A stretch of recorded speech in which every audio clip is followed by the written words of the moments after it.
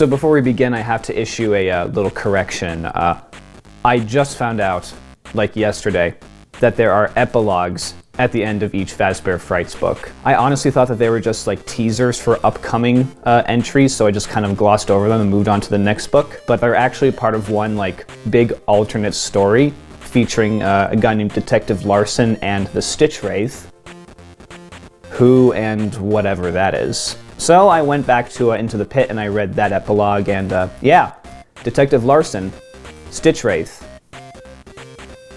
I'm sure it'll continue at the end of Fetch, but whatever. Anyway, Fetch. Yeah, I just got done reading this one, and let me just say, I didn't think this day would come so soon, but these stories were actually good.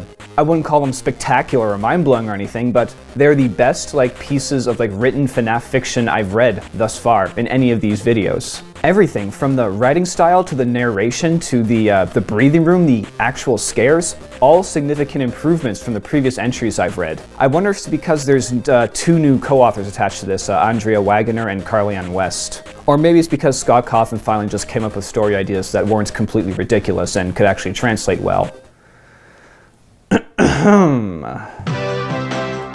Our first story is called, well, Fetch. And when I saw the cover, I was immediately on guard because I've seen one too many shitty fan models of dog animatronics. But no, this one actually takes a bit of an unexpected direction. Three boys, Greg, Cyril, and Hattie? I think it's Hattie. They break into an abandoned pizzeria, and Greg's smartphone accidentally syncs up with this mysterious robotic canine named Fetch. As Greg returns to his life, he discovers that Fetch is actually sending him text messages, and then he starts doing favors for him based on the text messages that Greg is sending to other people. Or is he doing favors for him based on what Greg is thinking at the time? Things spiral downhill from there. The first thing that stuck out to me about this story was the mention of the seaside town. The original restaurant based on the novels was located in Utah, which doesn't have a single inch of oceanic coastline. So this is just all the confirmation I need that there exist Freddy Fazbears all over the country, because it's a chain restaurant, all over the country. Although each one does seem to attract its fair share of child murderers and magical mischief, so, you know, what's the deal with that? The second thing about the story actually struck a very familiar chord with me. There's this tendency among writers, when they learn a new concept or theory or historical event, they will just go ahead and base the next story they write around that thing. I've done this many times in the past. I 100% believe that Scott Cawthon read about the works of Cleve Baxter and random event generators and decided to base a story around it, and that story became Fetch. Something like that just seems too esoteric, too random, too out there to have just been rattling around in his head for all these years, waiting for a chance to finally shine in story format. Or maybe Scott Cawthon really is just Cleve Baxter's #1 fan. Who knows? But how's the actual story? Well, Fetch, the antagonist, is the obvious highlight. While the human protagonists are passable, Fetch has this really shadowy subtlety about him, the way he interacts with Greg. The text messages he sends him are so simple yet so laden with implication, it makes a reader question just how much this robot dog really knows. You start to wonder, is the dog really only synced up to Greg's phone, or is he synced up to his mind, through his phone or something like that? The story was deliberately vague about that, which I thought was the right choice. And the ending, where it's never revealed who's actually underneath the bloody sheet, I think we all knew at that point that it was Kimberly, the love interest, but again, the story keeps it vague, never reveals who it actually is. I love decisions like that, good a narrative choice right there. But, cue the music. There were still a few really stupid moments. Firstly, Greg not coming to his senses about Fetch's connection to his phone kind of annoyed me. Personally, if I had any suspicions that a sentient, violent robot that took things way too literally was connected to my phone in any way, I would smash that thing and then dip the pieces in acid. I get the story had to play out that way, but I mean, still. Secondly, when Greg has to confront Kimberly and warn her that she's in danger, this moron just hides in the front bushes and pops out of them when they come home. Why didn't you just wait for them to go inside and then knock on the door? Like, you would have known that they had gotten home safely. So why didn't you do it? Hiding in the bushes and jumping out makes you look like a freaking stalker. And that's exactly what happens. Granted, he is detained and brought to the police station, so he does pay the price for his stupidity. It's not like typical young adult stupidity where it just kind of slides by without consequence. But still. Stupid. And that's about it for Fetch overall. A good story. The strengths outweigh the weaknesses. Next. Lonely Freddy. Let me tell you, this story was skeeving me out at first. The protagonist, Alec, is like an actual sociopath.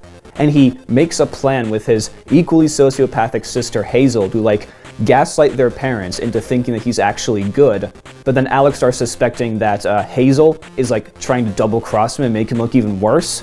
So like her birthday party comes around and he like deliberately rigs a party game so that she would lose and like, you know, snap so the parents actually think she's the bad one. But then it turns out he failed to rig it and then he looks worse, like even worse at the end. And he just like snaps and starts yelling and breaking shit. And where the hell does Five Nights at Freddy's fit into this? To be honest though, that drama was actually keeping me invested. Probably because it just had so little to do with Five Nights at Freddy's that it just caught me completely off guard. So I just had to keep reading and see like where it was going to end up. Or, you know, maybe it was because, you know, if you can write an unlikable protagonist like really well, the story can be like extremely interesting and engaging on like a whole different level, and this protagonist was actually written pretty well. Or maybe the toxic, childish, troublesome Alec was supposed to be like Scott's take on a typical Five Nights at Freddy's fan. But when the titular Lonely Freddy's come in, it was just so hilariously cruel. I just couldn't even handle it. Like, fake friends that follow you around and only seem to target, like, the loser kids. Oh, I shouldn't be laughing, but I am. And the ending was suitably creepy enough where Alec's soul, I guess, swaps places with that of a Lonely Freddy. And then he is like tossed into a dumpster with all the other defective Lonely Freddys who've also had their souls swapped. And like, just like the image of him screaming for help, only for all the other Lonely Freddys to start calling out help in like their tinny broken voices too. It's just, ugh. Good stuff. Well done scene again. Lonely Freddy, definitely the best FNAF story I've read of all the FNAF stories I've read. You know, good character development, brewing creepiness, punchy final reveal. You know, good story all around. Nothing else to say about it. Next.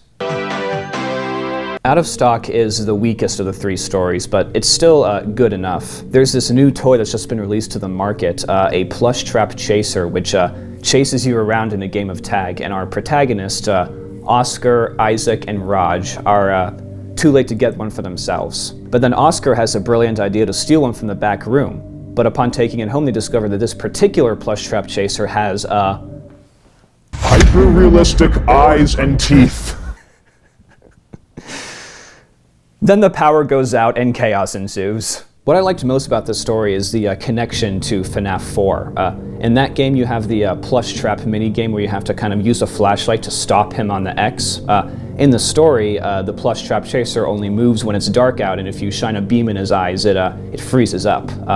Nice little link there, I like that. The story is a little generic, the characters are alright, the protagonist receives some advice from an old man that's thematically reincorporated several times later in the story. Familiar stuff like that, but what I said about like the writing style and the breathing room improving still applies to this story, so it wasn't a chore to read, no regrets there. And with that, I think we're done. I'll see you all next time. I just found out, like yesterday, that there are epilogues at the end of each Fazbear Frights book. Oh. So yeah, Detective Larson's back on the Stitch Wraith case. He ends up at this creepy woman's house and finds a wardrobe with some words, I guess, scrawled on the inside. Don't know what those are yet. Ending on a cliffhanger, but the most interesting thing about this particular part of the epilogue was when that old homeless guy, I guess, what's his name, Grimm? Yeah, Grimm, finds the Stitch Wraith scavenging the remnants of scavenging the remains of the plush trap chaser off the railroad tracks. Like, they specifically mentioned the rabbit ears, which makes me think that the Stitch Wraith is like Afton or some form or another. I mean, if I'm right, if I'm wrong, don't tell me. you know, the way I'm going with these books, it's a journey for me. I'm discovering, I'm learning as I go. You all are seeing my journey, so I'll find out eventually. So with that, I think we're done, right? Right. See you all next time.